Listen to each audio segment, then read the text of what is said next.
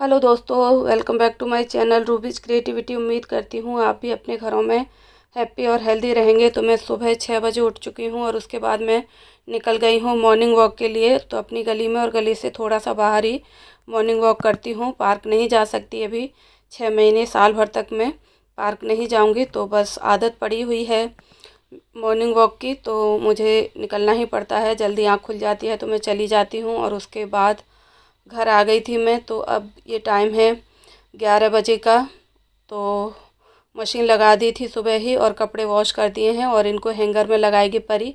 मैंने अपना ट्राइपॉड उठा लिया है और इसको लेकर के मैं आ गई हूँ अंदर के रूम में, और यहाँ पर मुझे एक वीडियो शूट करना है। तो पहले मैं अपना ट्राइपॉड फिक्स कर लेती हूँ, जिसके ऊपर मुझे अपने मोबाइल को फिक्स करना है। तो इस तरह से स्टिक इसकी 4 हैं इसके अंदर, और इसके 4 बटन हैं और काफ़ी लंबा हो जाता है इन बटन्स की मदद से। तो ये मेरा ट्राइपॉड सेट हो गया है और उसके बाद मैंने कैमरा फिक्स कर दिया है इसके अंदर। तो ये अंदर का रूम है, इसमें ये पड़ा हुआ है एक दीवान है। ये छोटे साइज का जो बेड होता है वो है, क्योंकि आदिल के लिए है, वो अकेला सोता है तो उसके लिए इतना बड़ा बेड काफ़ी है। तो पहले मैं पिलोज को तैयार कर लेती हूँ, पिलो कवर्स लगा दिए हैं। उसके बाद मैं बेडशीट बिछाने वाली हूँ। तो ये जो बेडशीट है ज़्यादा बड़े साइज़ की नहीं है और इसका जो फैब्रिक है वो भी कॉटन नहीं है, ये भी थोड़ी सिल्की है। तो बेड से ये बहुत बार हटती रहती है, जल्दी जल्दी ख़राब होती रहती है। तो उसी के लिए मैं एक ट्रिक यूज करने वाली हूँ अपने घर में, साथ ही मैं आपको भी बता रही हूँ। तो बेड शीट का जो साइज़ है वो मैंने आपको बता दिया है। तो बस इस तरह से काफ़ी दूरी पर जाकर मैं ये नॉट लगा रही हूँ। यहाँ पर 2 नॉट लगानी है, क्योंकि ये जो है दीवान के ऊपर बिछाने के लिए मैं तैयार कर रही हूँ इस बेडशीट को। तो अभी मैंने एक ही नॉट लगाई है, बाद में यहाँ पर डबल कर दूँगी। तो एक साइड में हमने इस तरीके से 2 नॉट लगा दी हैं। तो इनको हमें डबल डबल करना है, क्योंकि जो दीवान है छोटा है और बेडशीट काफ़ी बड़ी है। तो 2 नॉट हम इजीली लगा सकते हैं और नॉट्स बड़ी रहेंगी तो बेडशीट के खिसकने का चांस भी बहुत कम हो जाएगा। तो इधर देखिए, मैं पहली बार में ही 2 नॉट लगा देती हूँ। काफ़ी सारा मैंने कपड़ा लिया है इसके अंदर, क्योंकि ले सकते हैं बेड का साइज़ जो है छोटा है। और दूसरा नॉट भी लगा दिया है, तो ये नॉट काफ़ी बड़ी हो गई है। तो मैट्रेस के नीचे ये नॉट जितनी दबी रहेगी, जितनी बड़ी होगी, उतना आपका मैट्रेस के ऊपर बेडशीट स्टेबल रहेगा, ख़राब नहीं होगा, उसमें सलवटें नहीं पड़ेंगी, खिसकेगा नहीं। तो इस तरह से ये मैट्रेस कवर की तरह से बन जाता है। और इधर का रह गया था अभी, तो इधर भी मैं इन दोनों नॉट्स को एक बार और लगा देती हूँ। तो बस इस तरह से आपको कोई इसमें इलास्टिक लगा करके इसको फिक्स करने की ज़रूरत नहीं है। महंगा वाला जो बेडशीट होता है,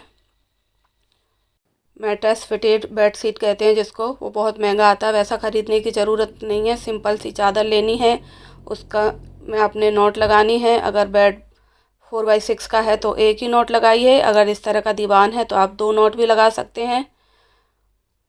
अगर नॉर्मल साइज़ की 4x6 की बेडशीट है तो उसमें आप 2 नॉट लगा सकते हैं। किंग साइज़ या क्वीन साइज़ बेड की बेडशीट है तो उसमें आप 3 नॉट लगा सकते हैं। बस कुछ इस तरह से मोटा मोटा सा हिसाब है। ये देखिए, बस मैंने क्या किया है, नॉट को बस मैट्रेस के अंदर इस तरीके से लगा दिया। कॉर्नर देखिए, बिल्कुल ऐसे लग रहा है कि हमने मैट्रेस के ऊपर कोई कवर लगाया हुआ है। तो बहुत ही आसानी से दूसरी साइड में भी मैंने सिर्फ नॉट्स को मैट्रेस के अंदर डाला है और बाकी चारों साइड का जो भी एक्स्ट्रा कपड़ा होता है उसको हमने मैट्रेस के अंदर छुपा देना है, अंदर की तरफ कर देना है। और उसके बाद देखिए, बिल्कुल लग रहा है जैसे कि मैट्रेस का कवर है इसके ऊपर। और ये 5-6 दिन तक भी ये मैट्रेस का जो कवर है या बेडशीट है बिल्कुल ख़राब नहीं होने वाली। आप इसकी फिनिशिंग देख सकते हैं।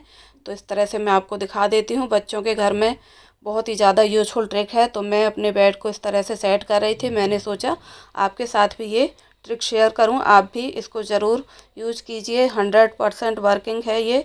आपको बिल्कुल भी कोई शिकायत नहीं होगी इसके बाद। बच्चे जितना मर्जी उछलें, जितनी मर्जी छोटी बेडशीट हो, आप ये नॉट वाला ट्रिक यूज करेंगे तो आपके लिए बेडशीट बिल्कुल फिट रहेगी, 3-4 दिन तक ख़राब नहीं होगी। और इसके बाद ये हैं ब्लैंकेट, जो कि एसी में यूज किए जाते हैं, पतले वाले। तो इनको 10-15 दिन हो गए हैं वॉश किए हुए। तो मैंने पहले नॉर्मल कपड़े थे वो वॉश कर दिए हैं, उसके बाद फिर मैंने इन दोनों मैट्रेस को यानी कि दोनों ब्लैंकेट को डाल दिया मशीन के अंदर, प्लग लगा दिया मशीन का, और उसके बाद मैंने इसे कम टाइम के लिए, जो 30 मिनट के लिए सेट कर दिया है पैनल पर। और उसके बाद इसमें डाल देती हूँ, और उसके बाद ये जो ब्लैंकेट हैं अपने आप वॉश होते रहेंगे। और उसके बाद मैं आ जाती हूँ बाहर वाले रूम में, तो ये जो उसका लिड अपने आप बंद होता है। तो 30 मिनट के लिए उसका टाइमर लग गया है, और इतनी देर में आंटी भी आ गई हैं। आंटी के आने का टाइम हो गया था। अभी आंटी ने आलू रखे हैं बॉईल होने के लिए गैस पर, और दूसरी साइड में वो बर्तन धो रही हैं। और उसके बाद मुझे फिर से एक काम याद आ जाता है।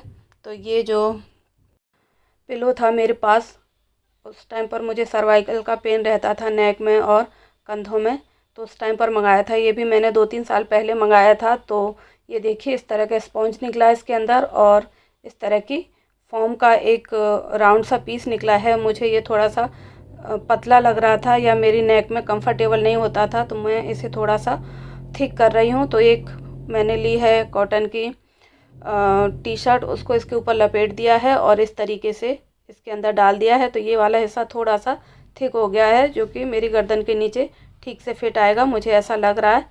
तो ये ट्रिक भी मैं यूज़ क्यों कर रही हूँ, क्योंकि ये मुझे फॉर्म के रूप में इस तरह से दिख गया, अदरवाइज़ तो मैं नहीं करती इसको। और ये देखिए थोड़ी सी थिकनेस इसकी बढ़ गई है, ज़्यादा नहीं बढ़ी है। और ये इस तरह से हुआ था कि ये देखिए यहाँ पर ये इसकी सिलाई खुद ही निकल गई थी। 3-4 साल से इधर उधर पड़ा हुआ था, इस वजह से यूज ज़्यादा होता नहीं था।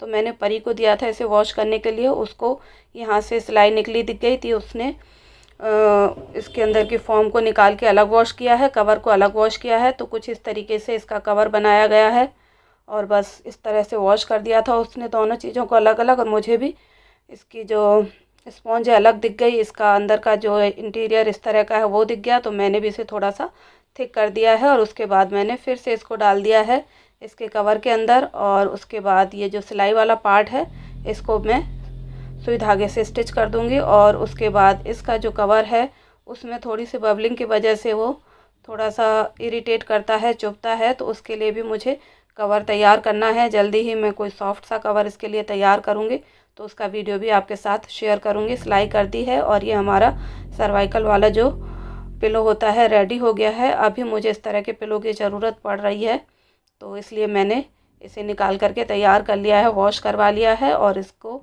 जितना भी रिपेयर करना था, ठीक करना था, वो मैं इसको कर चुकी हूँ। बैठे बैठे बेड पर ये सब काम इजीली हो जाते हैं, कोई बर्डन नहीं पड़ता है आपकी मेमोरी के ऊपर, और आपको किसी तरह का कोई स्ट्रेस होता नहीं है इन छोटे मोटे कामों से। तो ये मुझे अच्छे लगते हैं। तो इस तरह से मेरा टाइम भी पास हो जाता है, जब तक आंटी अपना काम करती रहती हैं मैं बेड पर बैठे बैठे छोटे मोटे हल्के फुल्के काम कर लेती हूँ। तो ये थिक वाला पार्ट है जो है नेक के नीचे आता है, तो ये सर्वाइकल पिलो इस तरह का होता है।